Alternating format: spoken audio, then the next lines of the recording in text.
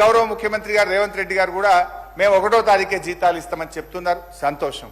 ఇవాళ మనం 18వ తారీఖు అధ్యక్ష, ఈ రోజు 18వ తారీఖు కూడా ఈ రాష్ట్రంలో దేవాదాయ శాఖ ఉద్యోగులకు ఇంకా జీతం పడలేదు, ఇవాళటి కూడా జీతం పడలేదు అధ్యక్ష.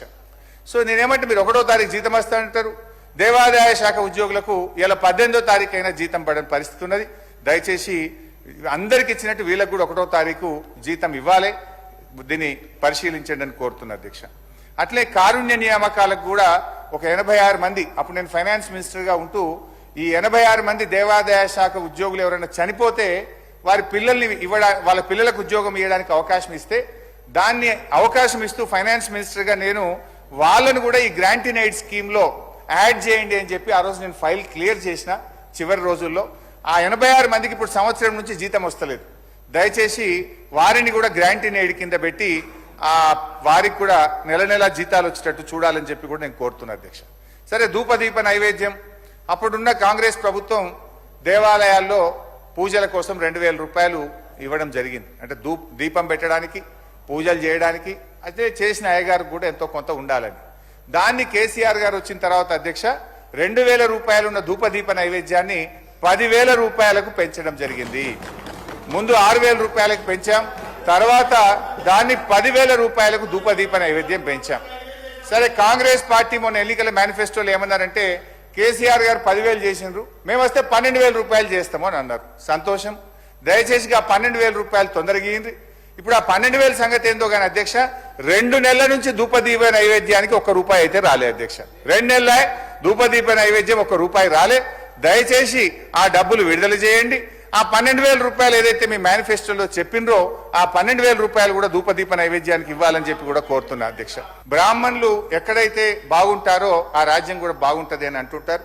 దాంట్లో భాగంగా పేద బ్రాహ్మణుల కోసం ప్రతి సంవత్సరం 100 కోట్ల రూపాయల సంక్షేమ నిధిని బీఆర్ఎస్ ప్రభుత్వం ఏర్పాటు చేసింది. బ్రాహ్మణులలో కూడా సార్ పేదోళ్ళకి పిల్లనిస్తలేరు, ఎవరు అర్చక వృత్తిలో ఉంటే పిల్లనిస్తలేరు అని చెప్పి వాళ్ళ అర్చక వృత్తిని వదులుకుంటే ఇవాళ తెలంగాణలో ఉత్తరప్రదేశ్ నుంచి అయ్యగారులు వచ్చి హిందీలో అవి మంత్రాలు చదువుతున్నారు. అయ్యగారులు కూడా దొరకలేరు ఇవాళ.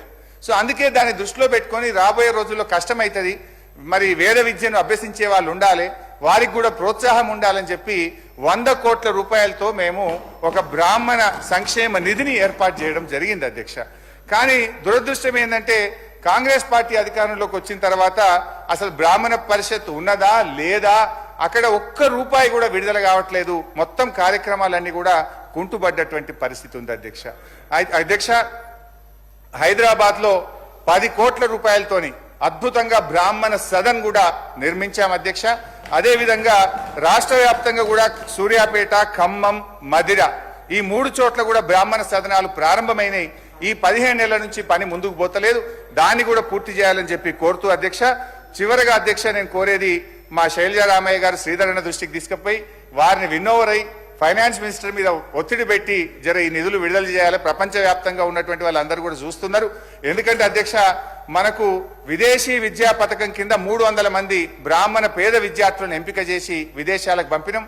మొదటి సంవత్సరం పైసలు ఇచ్చినాం, 2వ సంవత్సరం పైసలు రాక కొంతమంది వెనక్కు వస్తున్నారు, కొంతమంది చాలా ఇబ్బంది పడుతూ నాకు ఇవాళ ఫోన్ చేసింది అధ్యక్ష, ఇవాళ అసెంబ్లీలో బిల్లు వస్తుంది, జర మాట్లాడుంది, మా సురేఖ గారి దృష్టికి తీసుకుపోండి, శ్రీధర్ బాబు గారి దృష్టికి తీసుకుపోండి అని అడిగినారు.